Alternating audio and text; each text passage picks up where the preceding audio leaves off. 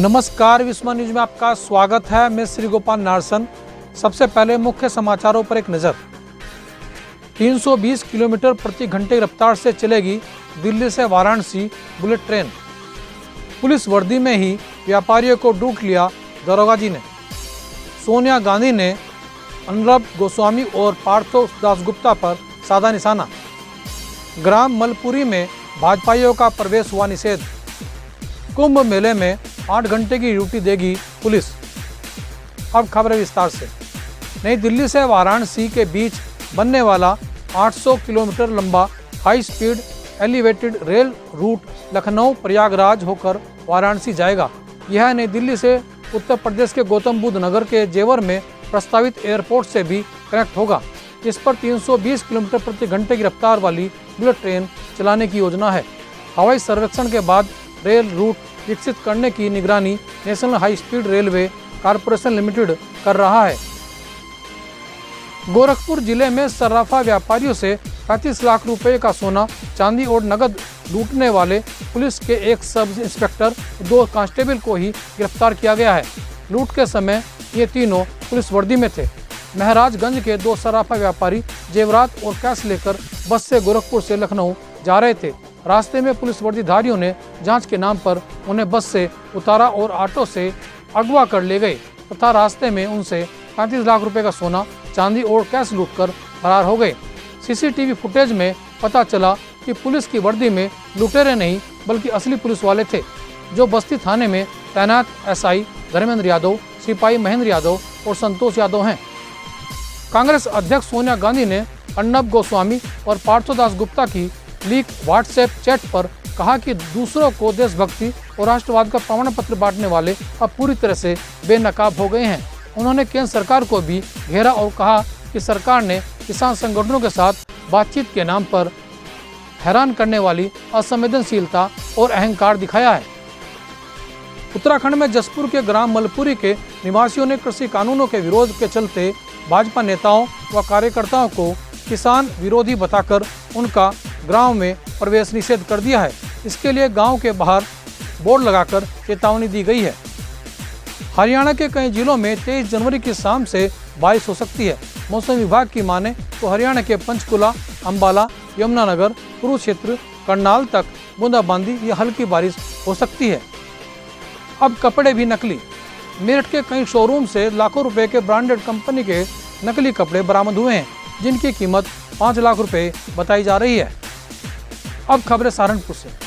आनंद नगर में अमन भाईचारा समिति के कार्यक्रम में डीआईजी उपेंद्र अग्रवाल ने कहा कि सर्दी के मौसम में जरूरतमंद लोगों के लिए वस्त्र वितरण करना सराहनीय है। माननीय जनता, मीडिया बंधु, मेरे सहयोगी पुलिसकर्मी, सबसे पहले तो मैं मंसूर बदर जी का धन्यवाद देता हूं। इन्होंने मुझे इस कार्यक्रम के लिए आमंत्रित किया। 1 वर्ष पूर्व भी मैं इसी जगह उपस्थित हुआ था, मुझे याद है। आप जो चैरिटी की जो ये काम कर रहे हैं, जो लोगों की मदद कर रहे हैं, उसमें आपने मुझे माध्यम बनाया, तो मुझे भी बैठे बैठे आपके कारण कुछ दुआएं मिल जाएंगी, कुछ आशीष मिल जाएगा। तो इसके लिए आप धन्यवाद के पात्र हैं। 1 वर्ष पहले जब हम लोग आए थे, यहाँ पर कार्यक्रम कर रहे थे, तो मुझे ध्यान है उस समय CAA NRC का आंदोलन पुरजोर चल रहा था। कई भ्रांतियाँ थी, उस पर हम लोगों ने बातें की थी और यहाँ की जनता से भी सहयोग मांगा था। उम्मीद की थी कि जनपद में शांति व्यवस्था बनी रहेगी और मुझे बड़ी खुशी की बात लग रही है और हर्ष की बात है कि 1 वर्ष लगभग बीत गया और मैं लगातार उस समय से देख रहा हूँ वो जो सहयोग हमने मांगा था, आपने पूरा सहयोग हमें दिया। आप सभी इसके लिए बधाई के पात्र हैं। तो आज मैं उस जो 1 वर्ष पूर्व जो मैंने आपसे मांगा था और जो आपने मुझे दिया, उसके लिए मैं आपको धन्यवाद देने आया हूँ। अब वो अगर उसके बाद की बात करें तो उसके बाद जो कोरोना का पीरियड रहा, अगर 2020 देखें तो एक जो हमारे जीवन का सबसे टफ पीरियड, जो हम शायद अपने बच्चों को और उनकी आने वाली पीढ़ियों को सुनाया करेंगे कि एक समय ऐसा भी आया था जब पूरी दुनिया रुक गई थी। कोई विश्वास भी नहीं करेगा, शायद हो सकता है आने वाली जनरेशन को विश्वास भी नहीं होगा कि दुनिया इस तरह से रोक दी गई थी। जहाँ ट्रेन रुक गए, एरोप्लेन्स रुक गए, लोग जहाँ थे वहीं कैद हो गए, ऐसा भी एक वक्त आया था। उस पीरियड को हम लोगों ने देखा और उस पीरियड में भी गर्व की बात है कि सहारनपुर सबसे आगे रहा लोगों की सहायता करने में।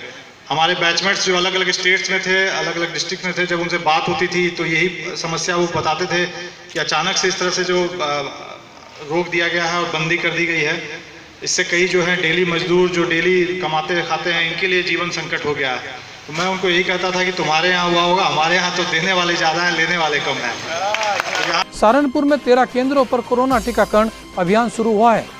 सबसे पहले कोरोना की वैक्सीन सीएमओ डॉक्टर BS सोडी की पत्नी ममता सोडी ने लगवाई। इसके बाद स्वास्थ्य कर्मियों का टीकाकरण किया गया। पहले चरण में 1800 कोरोना योद्धाओं को टीका लगाया जाएगा। इन दिनों सड़क सुरक्षा सप्ताह चल रहा है और यातायात नियमों की प्रति जागरूकता के लिए विभागीय स्तर पर अभियान चल रहे हैं। हमारे साथ सहारनपुर से जुड़ रहे हैं ARTO राम प्रसाद मिश्रा जी। राम प्रसाद मिश्रा जी, नमस्कार। जी नमस्कार। नमस्कार। इन दिनों सड़क सुरक्षा सप्ताह चल रहा है, आपके क्या कार्यक्रम चल रहे हैं? हाँ जी, हाँ जी। हाँ, राष्ट्रीय सड़क सुरक्षा माह का आयोजन हो रहा है और हमारे सहारनपुर में भी बहुत ही उत्साह पूर्वक ये मनाया जा रहा है। इसमें हम मुख्य रूप से कार्यशालाएं आयोजित कर रहे हैं, जिसमें छात्रों के मध्य, शिक्षकों के मध्य, इसके अतिरिक्त विभिन्न truck drivers, auto drivers, e rickshaw drivers, इनके बीच भी हम कार्यशालाएं कर रहे हैं, जिसमें रोड सेफ्टी के बहुत सारे यातायात नियम उनको बताए जा रहे हैं। उसके प्रति लोगों को जागरूक किया जा रहा है और संकल्प भी दिलाया जा रहा है। इसके लिए शपथ हमारे यहाँ तैयार की गई है और उनको शपथ भी दिलाई जा रही है कि यातायात नियमों के प्रति वो कुछ संकल्पित रहे और कोई भी यातायात नियम का अवहेलना न करे। जो छात्र हैं उनके लिए क्या आपको विद्यालय में जाना पड़ रहा है? जी हाँ, हम कई स्कूलों में अब तक कार्यक्रम कर चुके हैं और जो भी स्कूल खुल रहे हैं वहाँ पे बच्चे आ रहे हैं, तो सोशल डिस्टेंसिंग का ध्यान रखते हुए और हम लोग उनको जागरूक कर रहे हैं। इसमें हमें शिक्षकों का भी बहुत सहयोग मिल रहा है।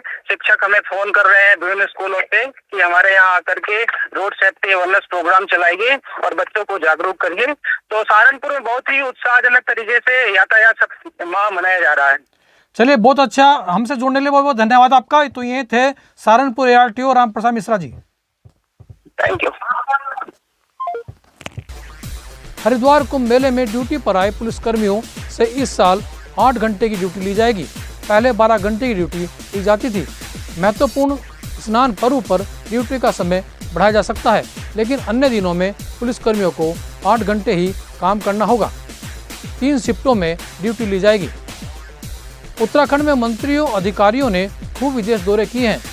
शासकीय प्रवक्ता व मंत्री मदन कौशिक ने सबसे अधिक विदेश यात्राएं की हैं।